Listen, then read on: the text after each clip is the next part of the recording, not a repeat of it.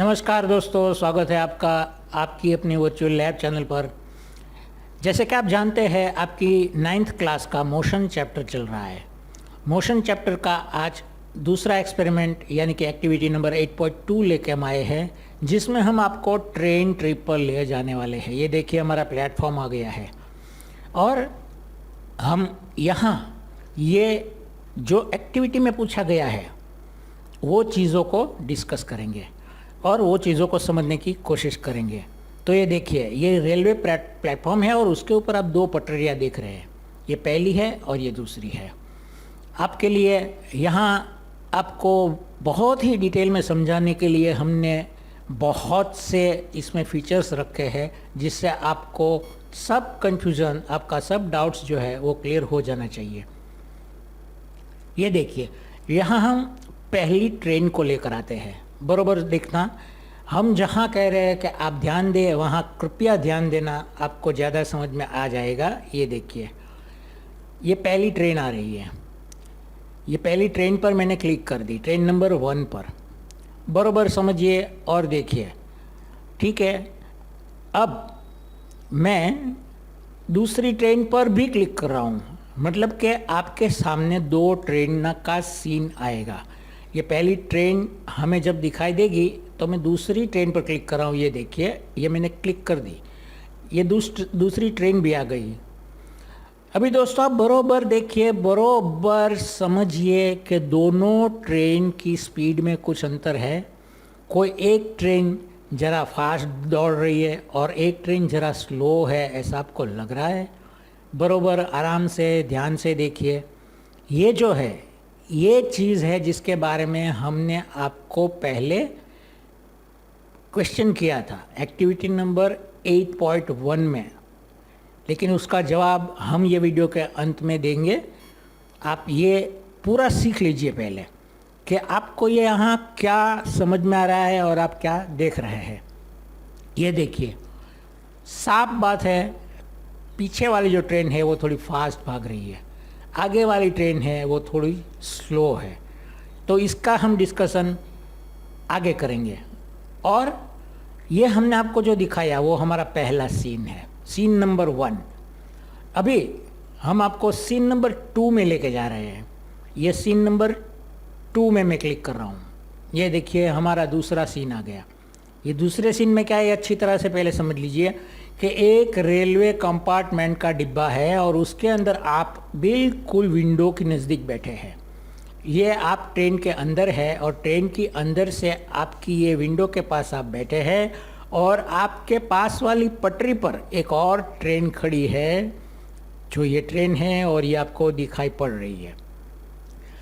तो ये सीन अच्छी तरह से समझ लीजिए। अभी मैं इसको स्टार्ट करता हूँ।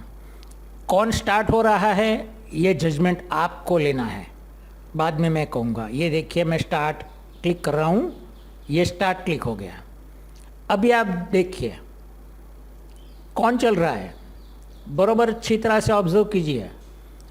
हो सकता है आपकी ट्रेन चालू हो गई हो, आपकी ट्रेन चल रही हो, और हो सकता है पीछे वाली ट्रेन चल रही हो और आपको ऐसा एहसास होता हो कि हमारी ट्रेन चालू हो गई। ये एहसास करीब करीब हम सभी लोगों ने अपने जीवन में किया हुआ है। जब हम रेलवे प्लेटफॉर्म पर जाते हैं, जब हम रेलवे की सफ़र करते हैं, तो यहाँ दोस्तों एक बहुत बड़ा प्रिंसिपल जिसको सापेक्षवाद कहते हैं वो रिवील हो रहा है। अच्छी तरह समझिए, हर चीज़ ऑब्जर्वर और ऑब्जर्व्ड उसके बीच में बटी हुई है, और आप कहाँ से एक चीज़ को ऑब्जर्व कर रहे हैं उसके ऊपर सब चीज़ें डिपेंड होती है। The great scientist Albert Einstein का दिया हुआ थियरी ऑफ रिलेटिविटी ये कारण है, ये सिद्धांत है कि हमें ये आभास होता है, हमें ये लगता है कि हमारी ट्रेन चल रही है, लेकिन असल में हमारे पास वाली पटरी की ट्रेन चल रही होती है। और एक बार आपको और ज़्यादा समझाने के लिए ये तीसरा सीन हम आपको दिखा रहे हैं। ये सीन नंबर 3 है। ये तीसरा सीन अच्छी तरह से देखिए कि वहाँ क्या होता है, आपकी क्या फीलिंग है।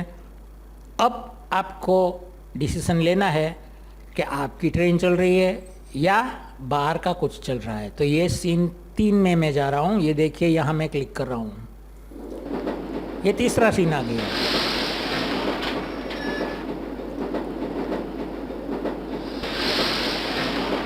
ये देखिए और डिसीजन लीजिए, क्या आपकी ट्रेन भाग रही है या बाहर का जंगल भाग रहा है।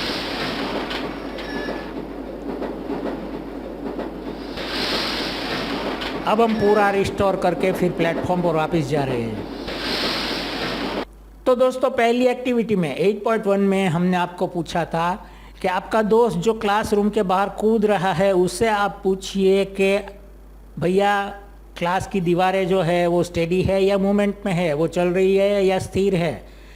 तो उसका जवाब हम अभी आपको दे रहे हैं कि वो बच्चा उछल रहा है, वो अपनी आँखों से ऑब्जर्व कर रहा है दीवारों को, इसलिए उसके लिए दीवार स्थिर नहीं होगी, उसके लिए दीवार ऊंची नीची होती होगी क्योंकि वो खुद कूद रहा है। हमेशा याद रखिए, ऑब्जर्वर और ऑब्जर्व्ड उसके बीच में अंतर है, और वो हमेशा आप क्या देख रहे हैं वो आपके ऑब्जर्वेशन पॉइंट पर डिपेंड होता है कि ऑब्जर्वेशन प्लेस कौन सा है, आप कहाँ से उसको ऑब्जर्व कर रहे हैं, आप कहाँ से उसको देख रहे हैं। तो ये मोशन का जो फंडामेंटल है, सबसे पहला प्रिंसिपल, इसीलिए हमने 8.1 में पहली एक्टिविटी में आपको लाइफ टाइम याद रखने की एक बात बताई थी कि दोस्तों हमेशा याद रखिए, motion is always relative.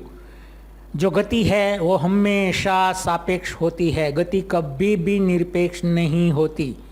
It cannot be absolute, वो हमेशा सापेक्ष होती है। और एक बात ध्यान रखिए दोस्तों, एक इम्पॉर्टेंट पॉइंट याद आ गया, वो अच्छी तरह से नोटिस कर ले कि ये ट्रेन जो एक है वो हमने चालू की थी, ये 1 नंबर की ट्रेन चालू हो गई और ये दूसरे नंबर की ट्रेन उसके साथ हमने चलाई। अभी यहाँ तो आप समझ रहे हैं कि पीछे वाली ट्रेन जो है वो थोड़ी फास्ट है।